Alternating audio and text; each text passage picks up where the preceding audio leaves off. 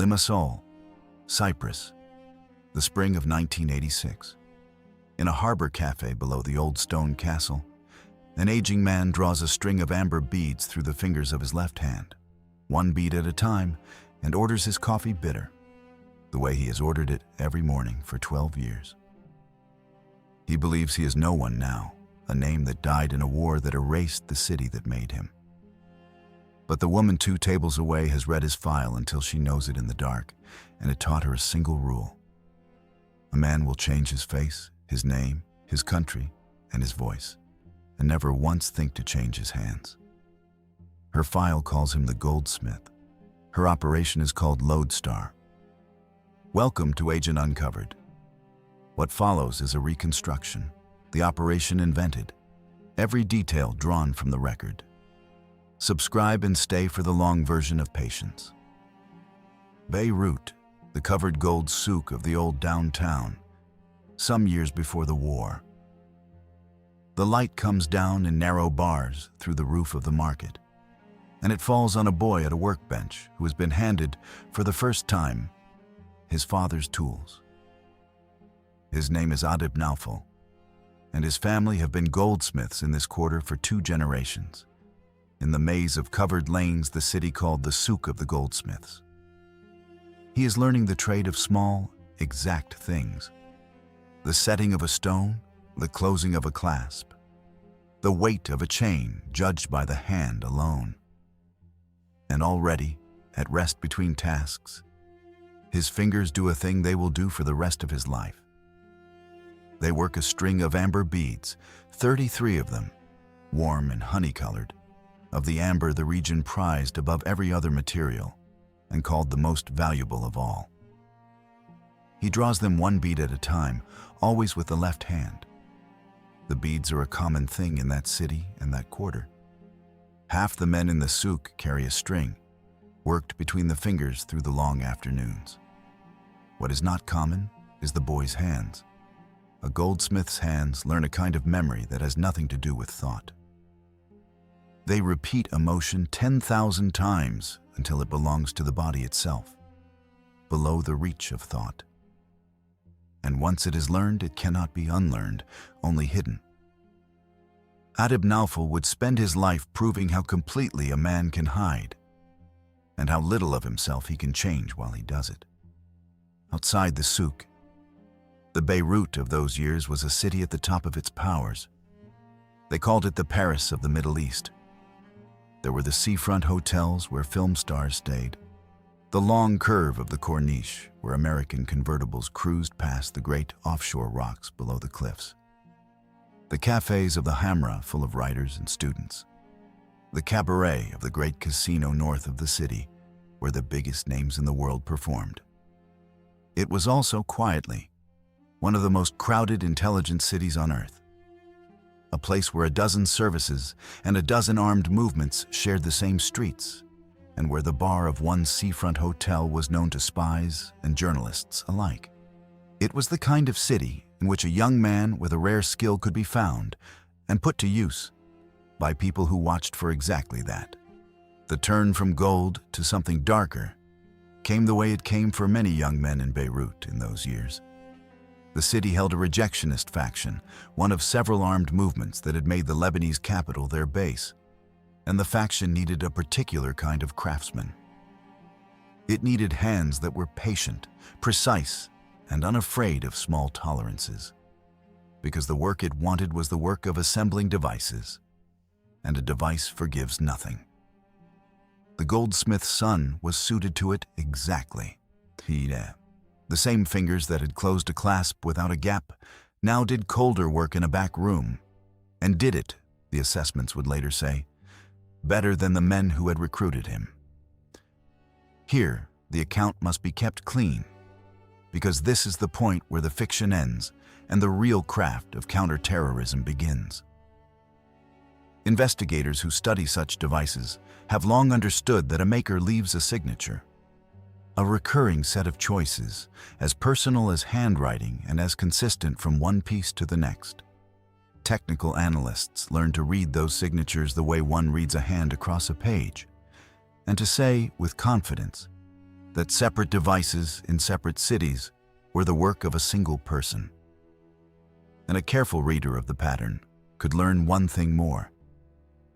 The recurring choices told them, again and again, that the person who made these things worked with a left hand.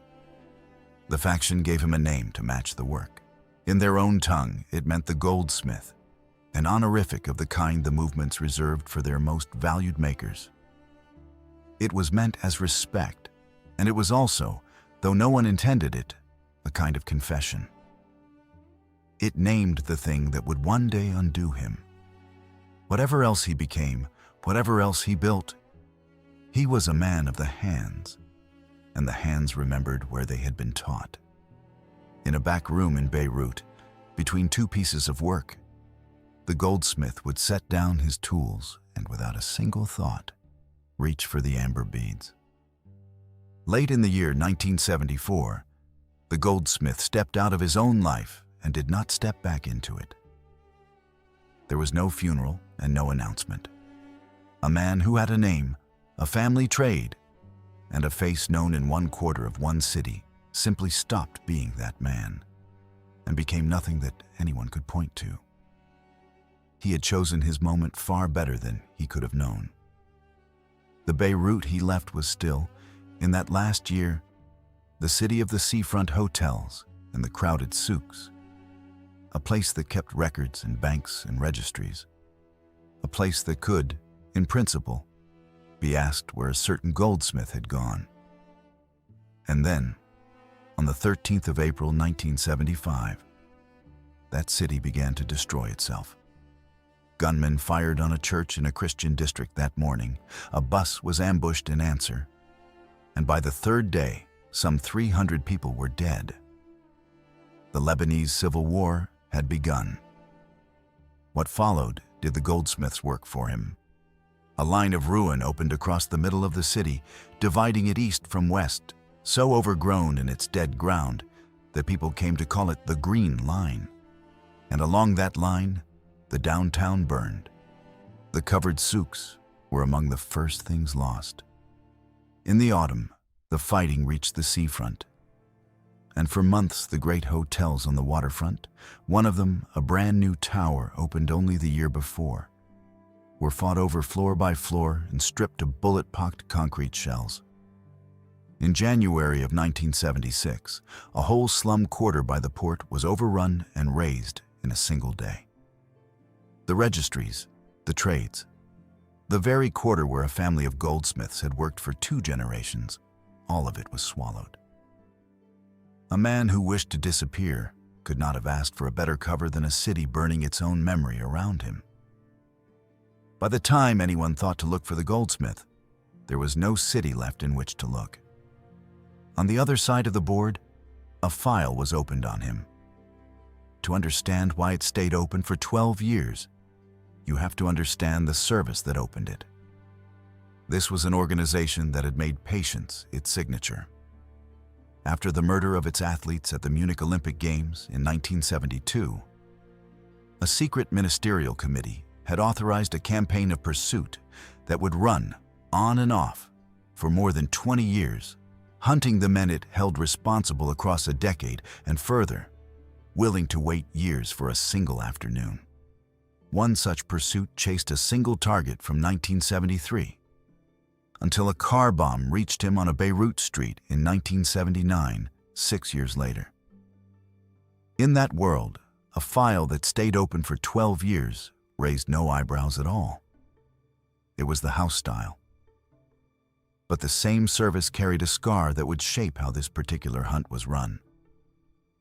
In July 1973, in the small Norwegian town of Lillehammer, one of its teams had shot dead a waiter, a Moroccan man, in the belief that he was the planner of the Munich killings. He was an innocent man who merely resembled the target, spoke the right language, and happened to live in the wrong town at the wrong moment. The mistake unraveled everything. A getaway car with rental plates that had never been changed led to arrests. The arrests led to safe houses. And an entire network across Europe was rolled up, because a team had moved on a resemblance instead of a certainty. Every officer who later inherited the goldsmith's file inherited Lillehammer along with it. The lesson had been written in a dead man's name, and it was very short. You do not move until you are sure. So the file went into the dark to wait.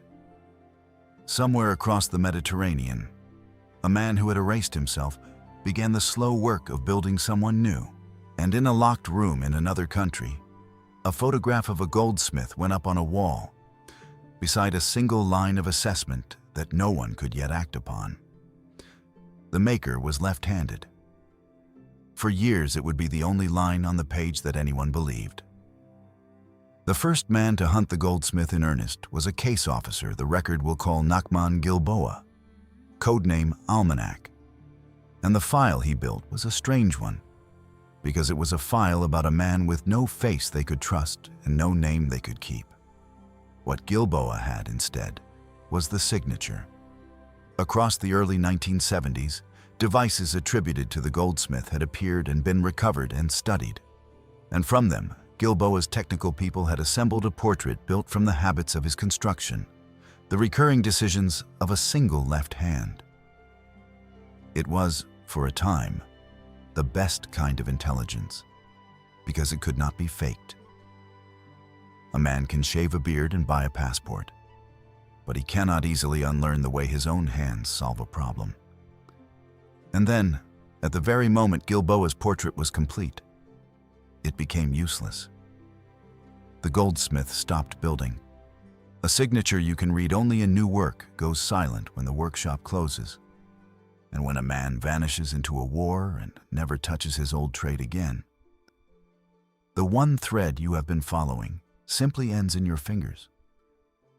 The years that followed were the cold years, and the technology of the time shaped them in a way that is hard to picture now. There were no shared databases across borders, no networked records, no photograph that could be fed to a machine and matched. A passport stamped in one country did not speak to a stamp in another. Intelligence moved by telex, tapped out at 50 baud on punch tape, and by the diplomatic bag and a watch on a man was a human being with a camera standing in a doorway, waiting. This was the world that had let the goldsmith disappear so completely. It was also, though no one yet saw the irony, the only kind of world in which he could ever be found, because a machine cannot recognize a habit. Only a patient human mind can. There were sightings across those years, the way there always are. A report from Athens that a man matching the maker had been seen at a dockside café. A whisper from Rome, a name out of Nicosia. A face on a ferry that a nervous source swore was him. Each one was run down, and each one dissolved on contact into some other man with a similar build and a similar age. After Lillehammer, no one in the service would act on a resemblance. And a resemblance was all any of these ever were. The file learned to distrust its own excitement, which is only another way of saying it learned to wait. Gilboa grew old with the file open on his desk. He requested it, year after year. And year after year it told him nothing new. Because a ghost who has stopped haunting leaves no fresh tracks. Colleagues came to treat the goldsmith as one of those names a service carries forever and quietly stops believing in. A man more likely dead under Beirut rubble than alive anywhere on earth. There were sound reasons to think so. The war had emptied whole districts and raised others, and many who disappeared into it were never named or found. A cautious analyst would have written the maker off as one more body the rubble had kept. When Gilboa finally reached the end of his service, the file did not close with him. It was carried down the corridor to a younger analyst, along with the wall of photographs and the one line at the top that had never once been crossed out. The maker was left-handed. It was the whole of what they knew for certain after more than a decade, and it would turn out, in the hands of the right reader, to be exactly enough. The analyst who inherited the goldsmith worked at a desk in the research division, far from the field, and the record will call her Naomi Arad, codename Meridian. She was, by trade, a builder of people out of fragments. This is a real discipline, and it has a name: pattern of life analysis. You take the scraps a person leaves behind, a routine, a purchase, a habit, a place they always return to, and from them you reconstruct the shape of a life. And then you watch that shape for the single detail a disguise can never quite cover. Arad spent her first years with the file doing exactly what her predecessor had done, and getting exactly the same silence. Then she stopped and asked a different question. Everyone before her had been hunting the goldsmith.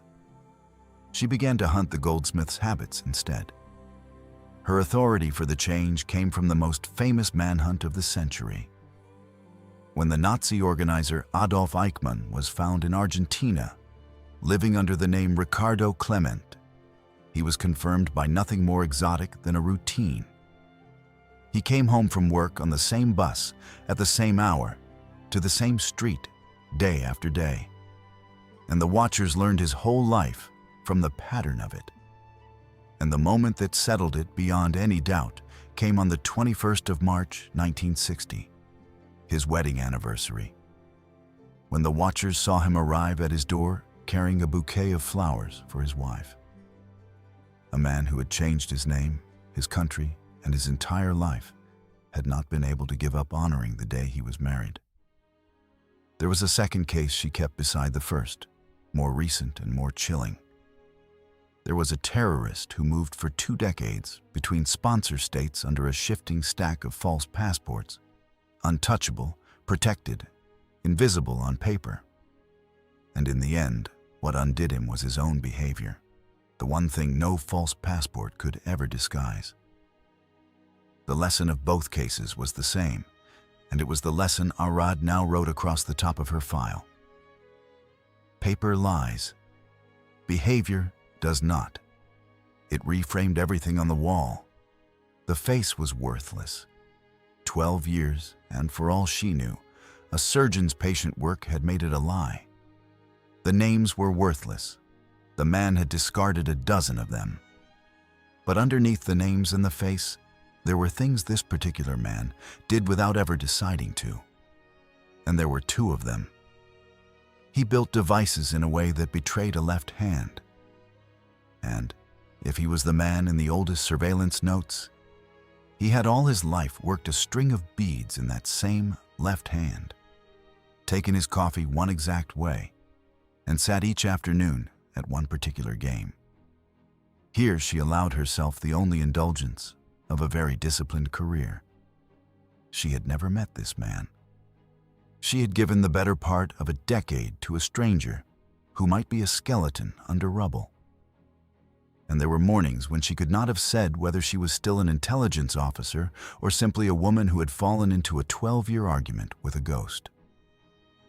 What kept her honest was Lillehammer. Only certainty would move her, the slow and proven kind. And for this man, certainty would come from a single place. What his hands did when he believed no one in the world was watching. A feeling was worthless to her. A resemblance had killed an innocent man once already. The thread came, when it finally came, from the least dramatic source imaginable. A single photograph, mislabeled, sitting in an unrelated file. 1985. A surveillance frame taken for another reason entirely had caught, at the very edge of its composition, a courier from the old Beirut network. A man the record will call Wadi Tanis, sitting at a café table somewhere in the eastern Mediterranean. Tanis was no one's quarry. A loose end, a name from the years when the goldsmith had still been building. And someone tidying an archive noticed the old association and sent the frame across to Arad. She would remember, afterwards, that she almost set it aside. The autumn of 1985 was a loud season in that corner of the sea, and it buried every desk in more urgent work. In late September, gunmen had seized a yacht in the harbor at Larnaca on Cyprus and killed 3 Israelis aboard. Days later, on the 1st of October, the service had answered with an airstrike on a headquarters in Tunis, on the far side of the Mediterranean. The Mediterranean was suddenly full of watchers watching each other, and a mislabeled photograph of a minor courier was the smallest thing on anyone's board. But Arad had trained herself over the years to search the edges of a photograph, because the center is what a subject controls, and the edge is what he forgets. And at the edge of this one, at the next table along, half out of frame and entirely ignored by the photographer, was a man's left hand resting on a tabletop. Looped through its fingers was a string of beads. She could not see his face. The frame cut him off at the shoulder. She had no name, no address, and no confirmation of anything at all. What she had was a left hand, a particular stillness in the way it held the string, and a place. The café in the photograph was on Cyprus. She studied that frame for a long time before she let herself believe it. A hand is not a man. A string of beads is the most ordinary object in the Eastern Mediterranean. Countless men along that coast carried one. What she was looking at could be coincidence, and she knew better than anyone what it cost to mistake a resemblance for the thing itself. And yet the posture in the frame matched exactly the description in the oldest notes in her file. Notes written by watchers in Beirut more than a decade before, of a maker who worked his beads the quiet inward way and never the loud public swing. For the first time in 12 years, the file had a direction, a hand, a posture, and an island, even before it had a face or a name. She worked the frame the only way the era allowed. There was no software to sharpen a face, no database to search against. There was a negative, an enlarger, and a dark room, and a technician who blew the edge of the image up until the grain began to swallow the detail, printing it larger and larger until the beads in the man's fingers stood the size of marbles and the hand filled a whole sheet of paper. She matched the awning and the tables and the line of the harbor behind them against everything the service held on the coastal towns of southern Cyprus. And slowly, the geography closed on one stretch of one seafront. Then she did the hardest thing in her trade, which is to move slowly on a lead that is burning a hole in the desk. She sent no team. She sent a question, quietly through the station that covered the island. Who, among the Lebanese who had come across during the war, was an aging man who lived alone, kept to himself, and had arrived without a past? Of all the places a Beirut man could vanish, Cyprus was the most logical, and Arad understood why before she had a name to attach to it. When the Lebanese War broke out in 1975, the short crossing to Cyprus, a little over 100 miles of open sea, some 25 to 30 minutes by air, became a lifeline, and large numbers of Lebanese moved to the south of the island. An Arabic-speaking émigré with money, a mild manner, and no wish to be asked questions drew no attention there. He was one of a crowd. The island kept the kind of records the era kept, which is to say local, paper, and joined to nothing. A man could step off a boat, take a name, and never once be checked against anything. Cyprus had one further quality that cut both ways.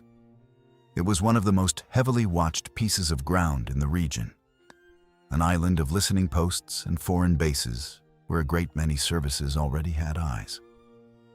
That made it dangerous, but it also made it ordinary. On an island already thick with watchers and transients and men in transit, one more quiet stranger drew no attention at all. The city was Limassol, on the southern coast. Arad's people learned its shape the way an animator learns a set.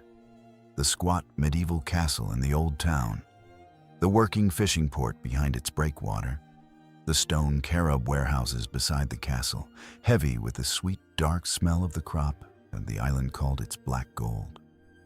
The low, sun-bleached seafront where the light came off the sea flat and hard.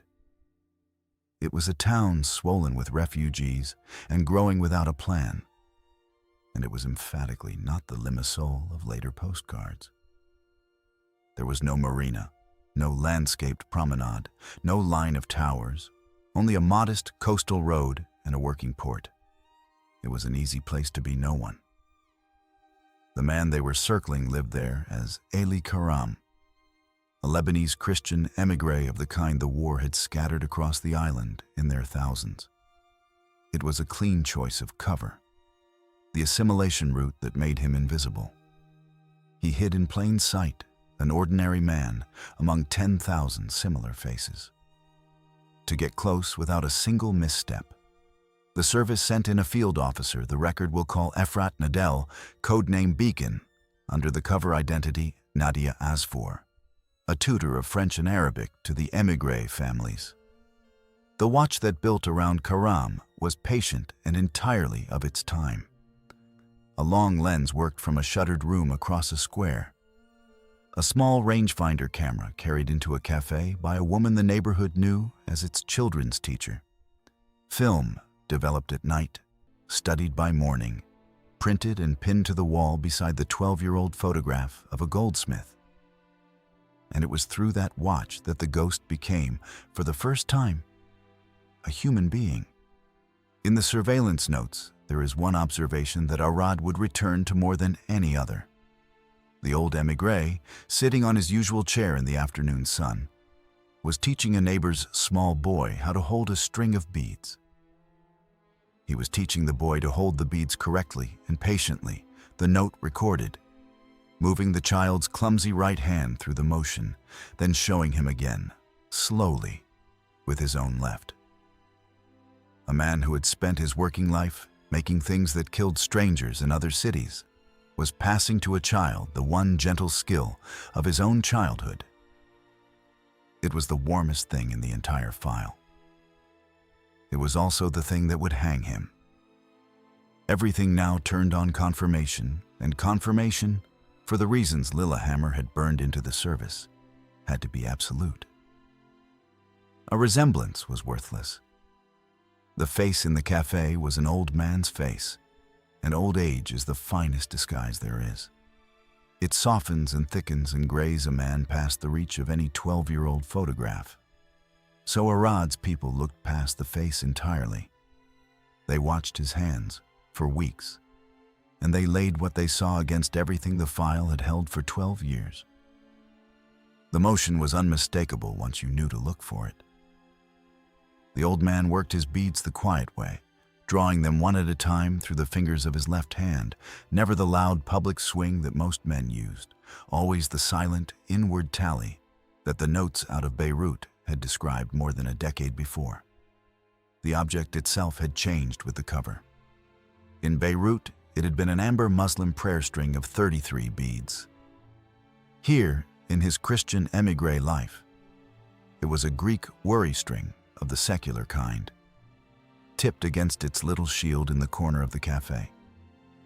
The costume was different. The hand was the same. He had swapped the flag and kept the muscle. The corroboration stacked up around it, each piece small, each piece checkable. He took his coffee sada, plain and bitter, without a grain of sugar, the way it is served in that culture at funerals and condolences. And he took it that way every single morning, without variation. He kept a fixed table at a fixed café and played the same board game each afternoon, the old backgammon of the Levantine coffee house, counting the dice under his breath in the worn Persian words the game has always used. None of these things, on its own, would have meant a thing. 100 old men on that seafront drank bitter coffee and played the same game. But taken together, all of them worked by the one left hand that a dozen devices had once revealed. They built the certainty a face could never give. They logged it the way you log a signature, frame by frame and week by week, until a pattern stops being a guess and becomes a record. The coffee came the same way each morning, brewed in the long-handled pot the Levant uses and poured into a small, handleless cup. Cardamom in the grounds, taken bitter and taken in silence.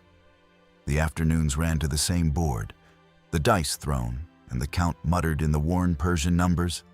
The checkers clicked down in the same impatient rhythm. And through all of it, in the gaps between the coffee and the game, the left hand returned to the beads, always to the beads, working them in that same silent, private rhythm, while the man's face above them gave away nothing at all. A face can be schooled. A man can hold an expression for a lifetime. The hands, busy with a thing they had done 10,000 times, simply told the truth. Arad laid the old construction notes beside the new surveillance frames and found the thing she had hunted for 12 years. What gave him away was not the face they had chased across all those years. It was the hand. The same left hand that had once betrayed a maker in the quiet decisions of his work, now betrayed a man in the quiet tally of his beads. Because it was, and had always been, the one hand doing the only two things it had never learned to stop doing. She was as certain as the discipline allowed a person to be. And she had reached that certainty the slow, expensive Lillehammer way, on evidence that could not be a coincidence. The identification was made. The goldsmith of Beirut and the mild émigré Elie Karam of Limassol were one man, and the file that had opened in a burning city in 1974 was, at last, ready to close. With the identification certain, the operational end came quietly to Cyprus. The mission commander the record will call Shimon Lavi, codename Sextant, brought in a small compartmented team, each member knowing only their own part of the whole, moving through the same unnetworked seams of the paper era that had hidden their target for a decade. There was no drama in their arrival, and there was not meant to be. The entire art of it was to be unremarkable in a town already full of unremarkable strangers. The plan they built was, in the end, an argument the target had lost 12 years earlier, without ever knowing he was making it. A man who erases his name, his country, and his face gives up the protection those things once bought him, and keeps only one thing, the very thing that makes him findable: his routine. Elie Karam went to the same harbor café at the same hour. He sat in the same chair. He ordered the same bitter coffee, and he set the same string of beads on the same edge of the same table. And he did all of it on a schedule as fixed and as published as any fairy timetable. The men who had spent 12 years learning that schedule did not need to improvise or to wait. They only had to arrive on the morning the schedule had already promised them he would be there. Around that certainty, the team built the ordinary machinery of the operation, all of it shaped by the loose seams of the paper era. Hotel registers were filled in by hand and checked against nothing. Cars were rented for cash under names that would evaporate. The short hop back across the water to the Christian coast of Lebanon, and the ferry lines that laced Cyprus to Greece and Italy, meant a person could be on the island 1 hour and gone the next, leaving a paper trail that pointed in 4 directions and joined up in none of them. Nadel held her cover, the tutor who came and went among the émigré families, her small camera doing its patient work. The others arrived in ones and twos, a tourist, a trader, a man come to buy carob for export, each carrying a single thread of the plan and not one of them the whole of it. They rehearsed the schedule until it belonged to them. They learned which mornings the café filled and which it did not. Learned the waiters' rounds, learned the angle of the low sun coming off the harbor that would put a watcher in shadow. Learned the minute the old man left his room and the minute he took his chair.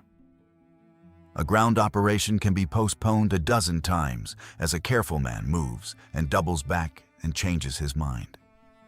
This man had stopped changing his mind 12 years before.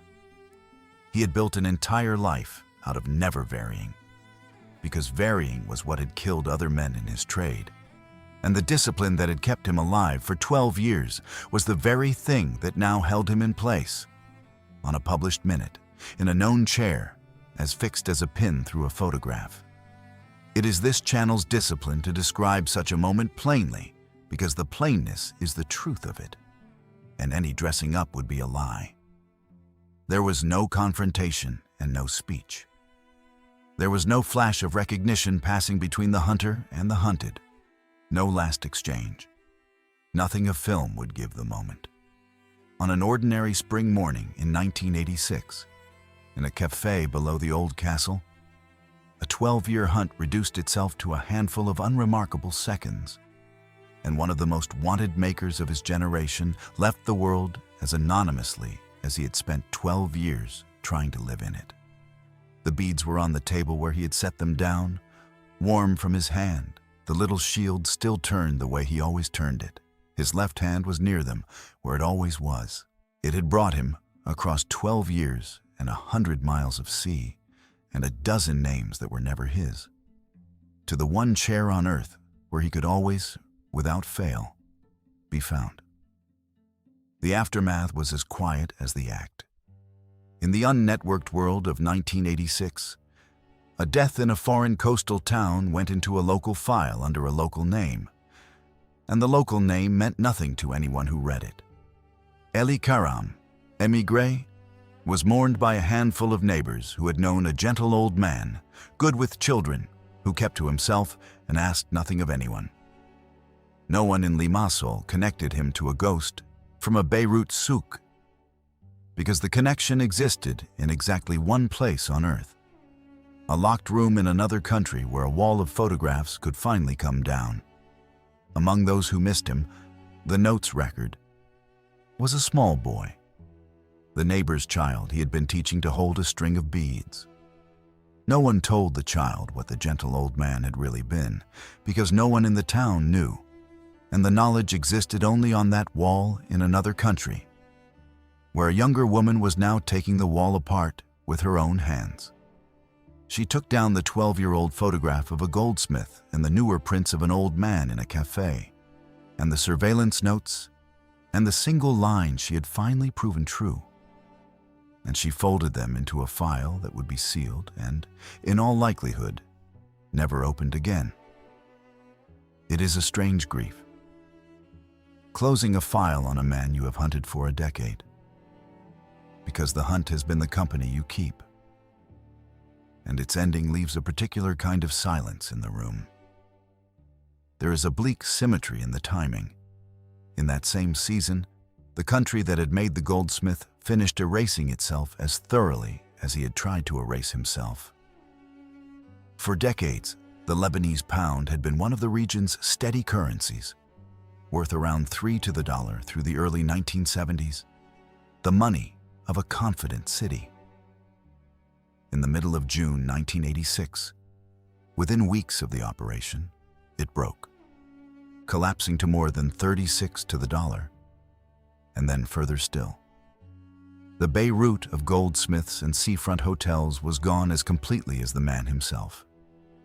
Its records burned, its downtown a ruin along the deadline that split the city, its money worth a small fraction of what it had been. The city and its lost son passed out of the world almost together. And then there is the ledger the service itself had to keep, the weighing of what was achieved against what it cost, which is the only honest way to end an account like this one. On the side of the achievement stood a plain fact. A maker of devices, a man whose work had killed strangers in more than one country, had been taken off the board. Even if the board he was taken off had needed 12 years of reading first. Against that stood the cost, and the cost was strange and human and hard to put a name to.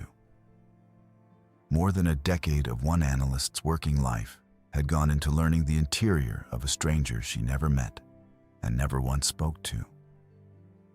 Naomi Arid had built the man so completely, from his hands outward, that by the end she understood his mornings better than his neighbors did. She had studied a boy in a goldsmith shop until she could feel the weight of the amber in his palm.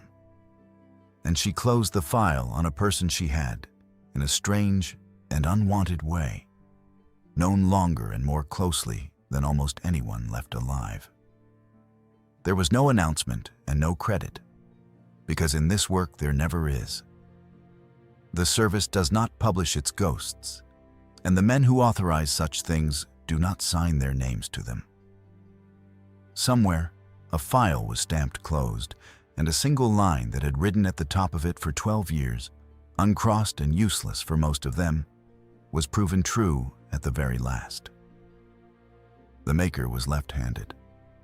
In the end, that one short sentence had been the whole of the case. It had simply taken 12 years and one patient and slightly haunted mind to learn how to read it. Here is the paradox the file leaves open, and it refuses an easy answer. On one side stands a fact the hunters would put to you. A man who built devices for a living was found and stopped. And the thing that found him was as harmless as a string of beads, proof that no one, however careful, can outrun the parts of himself he never chose.